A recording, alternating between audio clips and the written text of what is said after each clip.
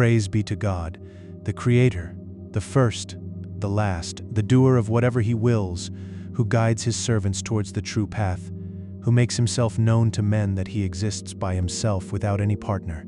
He is single without any associate, the eternal without any before Him and without any beginning, the everlasting without any end. He is the first, the last, the external and the internal, the all-knowing. The following beliefs about God are necessary. 1. To believe in His transcendence. He is without body and form, free of restriction, limitation and resemblance, not divisible. Nothing is like Him, and He is not like anything. He is not limited by measure, space, and time. He is free from diligence, rest, and change. Everything is in His grasp. He is above the arsh, above heaven, and above everything. He is nevertheless below the deepest depth. Yet He is near, very close to a thing, nearest to the jugular vein of a man. He is not in anything, and nothing is in Him. He is beyond space and beyond time. He is now as He was before. He expresses Himself through His creatures and not by existence. He is free from change, increase, or decrease. 2. To believe in His power and existence. He is ever-living, all-powerful, almighty, the great destroyer. He is free from faults and failures, slumber, sleep, disease, and death. He is the Lord of the entire universe, angels, and of everything. The heavens are rolled in His hands. He is unique in creation and unrivaled in ever-new creations. He fixed the provision and death of every created being, and nothing can escape from His power. His power and might are above counting. 3. To believe in His knowledge. His knowledge is without limit, and He knows everything. Whatever happens between the deepest abyss of the earth to the highest heaven is within His knowledge. The smallest atom in the earth or in heaven is not outside His knowledge.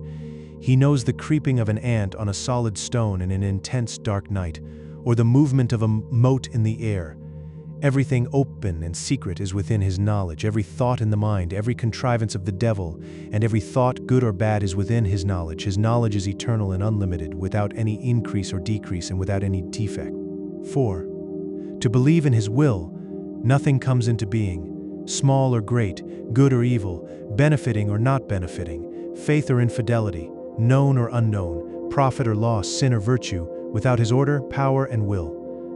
What He wills comes into being. What He does not will comes not into being. Not a glance of the eye, not a stray sudden thought in the mind is outside His will. He does what He wills. There is none to rescind His command. There is no obstacle to it. There is no refuge for one who is disobedient to Him. There is none to follow His command without His will. If mankind, jinn, angels, and the devil want to remove an atom from its proper place, they won't be able to do it without His will. His will lies naturally in His attributes, which are unlimited. There is no precedence or subsequence of any event from its appointed time. 5. To believe in His hearing and sight. He hears and sees. His hearing and sight are all-pervading. Nothing, however scanty, can escape His hearing, and nothing, however subtle, can go from His sight. Distance is no bar to His hearing and seeing. Rather, distance and nearness are all equal to Him. Darkness cannot obstruct His sight. He sees without eyes, catches without hands, and creates without instruments. His attributes are not like those of the created beings, as His being is not like that of the created. 6. To believe in His words. God speaks without sound. It is eternal, ancient, and self-existing, unlike the talks of the created. His talk is without sound. It has got no connection with the circulation of air. It does not take the help of words and languages through the movement of lips. The Quran, the Torah, the Gospel, and the Psalms are His revealed books to His prophets. The Quran is recited by the tongue, written on paper, and preserved in the heart. Nevertheless, it is eternal, existing with the eternity of God. Hazrat Moses heard His words without sound and language, and the righteous will see Him in the hereafter without body and space. 7. To believe in His actions. There is no creator of actions except He, and nobody is outside His judgment. He created everything in its best of make and form, and no other form is better than it. He is wise in His actions and just in His judgments. His justice is not comparable to that of men. Whatever exists in the world, men, jinn, angels, devils, heaven, earth, animals, plants, and inanimate things, comes out of nothing but by His power. He existed in eternity by Himself, and there was nothing along with Him. Thereafter He originated creations, not because of His necessity. He has got no fatigue or languor. Whatever he does is from a sense of justice, not of oppression or injustice. Obedience to him is binding on all his creatures, and he expressed it through his prophets. He gave them miracles and conveyed his injunctions and prohibitions through them. 8. To believe in the other words, it is to attest to the prophethood of Muhammad. God sent the unlettered Qurayshite prophet Muhammad as an apostle to all the Arabs and non-Arabs, to the jinn and men, and by his law he abrogated all other laws. He gave him superiority over all other prophets and made him the leader of mankind, and did not make complete any faith with the words of Tawhid till it was followed by the attestation that Muhammad is his servant and apostle. He made it compulsory to believe whatever he said about this world and the next world. He does not accept the faith of a man unless he believes in these articles of faith along with the following. A. To believe in Munkar and Nakir. They are two terrible angels. They will make the dead one sit up with his soul and body and ask him about his religion and his prophet. This is the first examination after death. B.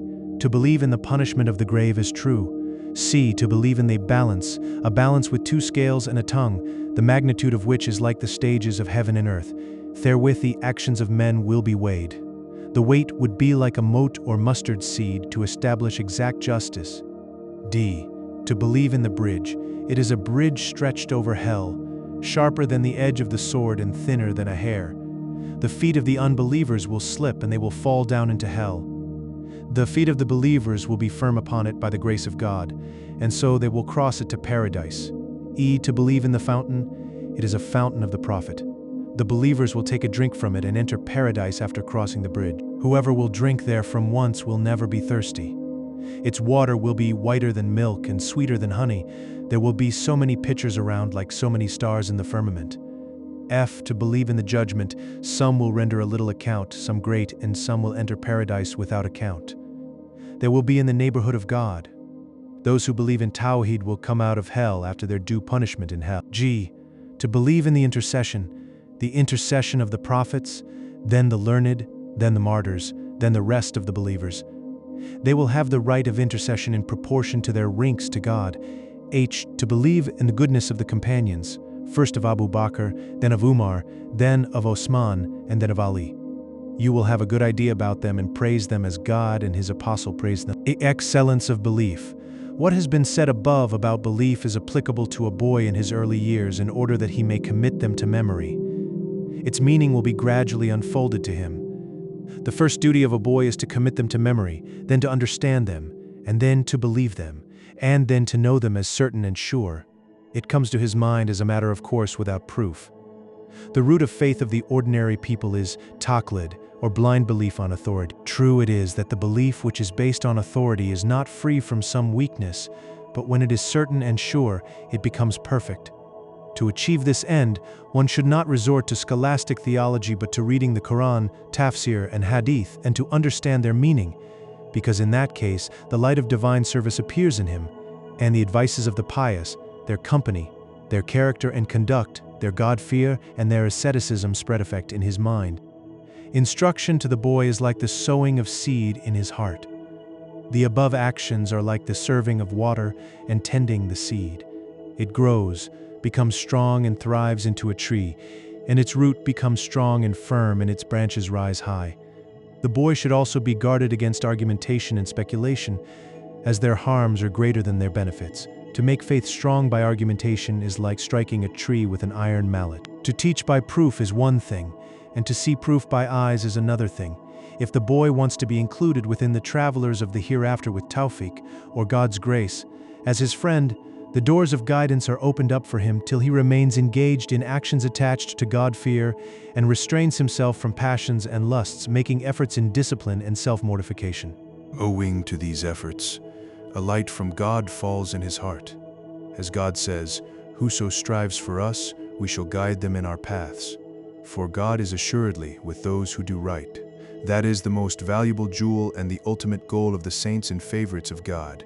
The secret matter which rested in the breast of Hazrat Abu Bakr, and for which he was superior to all others. The expression of this secrecy has got different stages. It will be open to one in proportion to one's efforts and strivings, and the more one makes his soul clean and pure, it is like the learning of the mysteries of medicines, jurisprudence, and other sciences. They differ in proportion to the differences of intellect and knowledge. As there is no limit to these stages, there is also no limit to degrees of secrets.